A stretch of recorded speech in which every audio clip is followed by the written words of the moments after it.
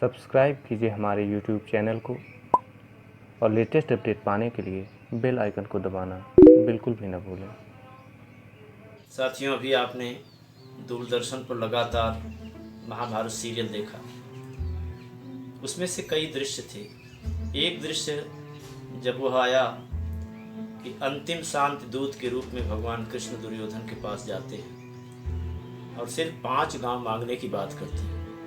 उस समय भी दुर्योधन उनकी बातों को न मानकर उनसे नाराज होता है और जब उसका भोजन वो छोड़ देते हैं तो वो इतना क्रोधित होता है कि अपनी सभा में उन्हें बंद कराने की, पकड़ने की योजना बनवाता है कि उन्हें गिरफ्तार कर लिया जाए, उन्हें कैद कर लिया जाए।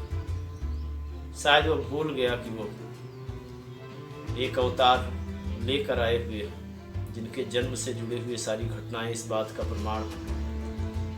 उसके पहले शिशुपाल के 100 गालियों के बाद उसका सिर भी जब काटा गया था तो उस समय भी दुर्योधन उपस्थित था, लेकिन उसको अनुमान नहीं है कि ये कृष्ण कौन है।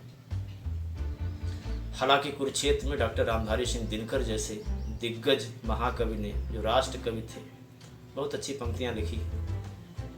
लेकिन प्रसंग बस किसी भी कवि का कभी भी मन हो सकता है। उस प्रसंग को देखने के बाद जब भगवान कृष्ण अपनी उंगली पर चक्र लेकर खड़े होते हैं और विशाल रूप धारण करते हैं और दुर्योधन को ललकारते हैं, तो वो विचार मेरे मन में भी आया और कुछ पंक्तियां मैंने लिखी।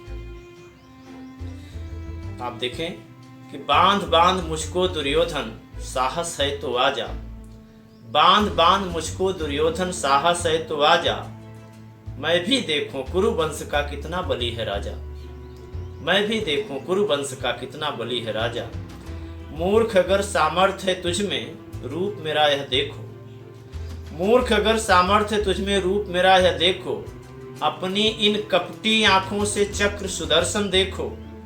क्या तूने शिशुपाल को चक्र से कटते नहीं था देखा? क्या तूने शिशुपाल को चक्र से कटते नहीं था देखा? या द्रौपदी के चीर हरण में चीर न बढ़ते देखा? या द्रौपदी के चीर हरण में चीर न बढ़ते देखा?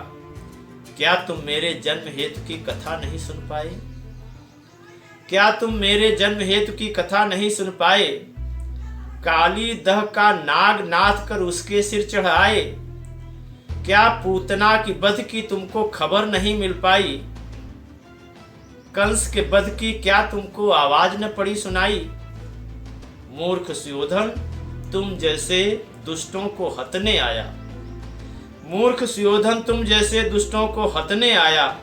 बिगड़ी हुई राज सत्ता को फिर से कसने आया। सत्ता लोलु व्यभिचारी यूं कब तक बच पाएगा? क्या गांडीवधारी अर्जुन या भीम से लड़ पाएगा?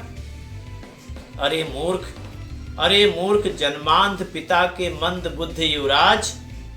देखो कैसे संस्कारी हैं पांडपुत्र धर्मराज।